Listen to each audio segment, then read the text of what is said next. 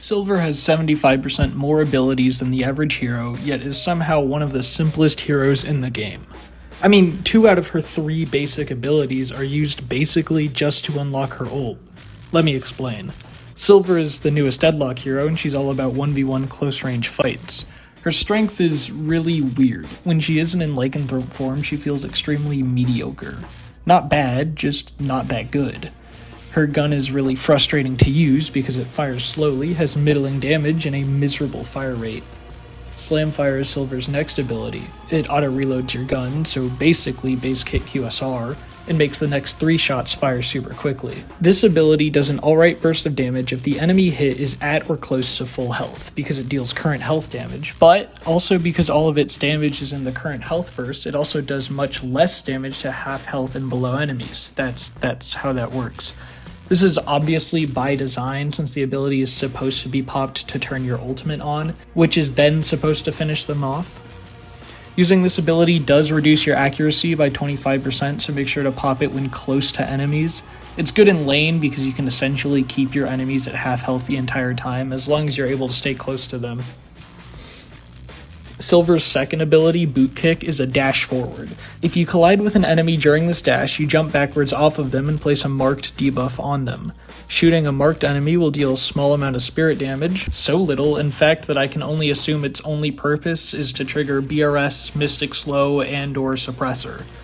And this is kind of a pattern with her kit. It's just bland. Each ability is very one-dimensional. The only other thing you can actually say is interesting about Boot Kick is the fact that it restores 2 stamina if it's at level 2 when you hit it. However, I genuinely believe this isn't as useful as it sounds. It's just that I don't often find myself needing stamina when I'm W keying forward to land my abilities, like when I would use Boot Kick offensively, and more often when I'm actually in need of stamina are not situations when I want to get closer to enemies to land this ability in the first place to get that stamina back. If I were to change this ability, I'd have it give 1 stamina on use just at any time to give it much more flexibility. I'm also fairly certain that Boot Kick is why Silver only has 2 base stamina, because of the fact that she can replenish it with Boot Kick.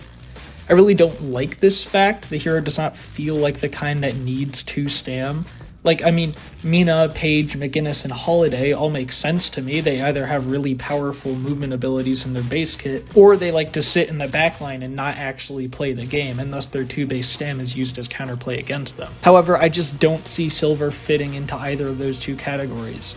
And trust me, I get the idea of Boot Kick level 2, that is to use your stamina to approach, land Boot Kick, and then get it refunded. However, this to me just feels too risky to do, especially when you have much easier and guaranteed ways of landing your abilities to get your ult online, which, by the way, yes, is what both of these abilities are designed to do. It's to help activate your ultimate. Speaking of, Lycan Curse is Silver's ultimate. It's one of 2 ultimates in the game that is a passive ability, and it's actually really fun, unlike playing her human mode. It's a perfect example of Silver's duality, as her werewolf mode, which is what you enter once you fill up the bloodlust meter from dealing damage to enemy heroes, feels really powerful. Filling Silver's bloodlust meter is kind of difficult if your enemies press the S key, however. That is, if you don't buy some specific items. See, just like Shiv's Rage on his ultimate, Silver's bloodlust can be filled using items like Decay, Toxic Bullets, and Cold Front, for example, as it accepts any damage for the bloodlust meter. Therefore, pressing Decay on an enemy will passively charge about half of your wolf mode for free, even if your enemies refuse to engage you. Entering werewolf mode grants you 3 new abilities. Go for the Throat, which deals a powerful burst of melee damage and is a nice heal option. Mauling Leap, which has you leap forward, dealing melee damage as well as applying a dot debuff. And Tail Whack, which disarms enemies in a radius around you. Also, your gun is now Werewolf Claws, which have a refreshingly fast attack speed as opposed to her regular gun's miserable slow attack speed. Entering werewolf mode also gives you a fat heal. Don't get me wrong, each of these abilities synergize nicely to allow you to deal a significant amount of damage while in wolf form,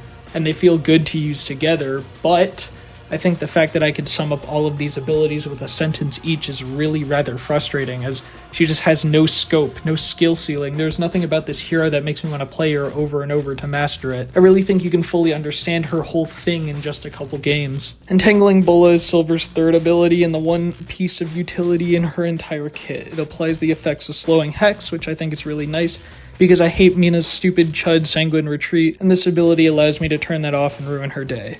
To sum up my point, Silver's entire kit is really straightforward, and I find that to be disappointing. You know, for a hero that has 3 more abilities than every other hero in the game, you would think Silver would be a lot tougher to figure out. I can't say her simplicity is a disappointment, because I didn't want to learn 3 more abilities than normal, but I just wish her scope was a bit larger, and that was basically my first impression on Silver. I find her wolf mode enjoyable, but her human mode leaves a lot to be desired. It's fortunate, in my opinion, that you can easily get to wolf mode, but I just don't want to play a hero that spends half of her time in-game as the boring version of herself. I do think her counterplay is also boring, because it's just like Yamato's shadow transformation, or Graves existing, or Mo and Krill existing, where the counterplay is to simply leave the area, but I don't think she's too frustrating as a whole to play against. My name is Fighterjet, and I promise my thing isn't just calling every hero boring, okay? Graves and Silver releasing back-to-back is just a coincidence.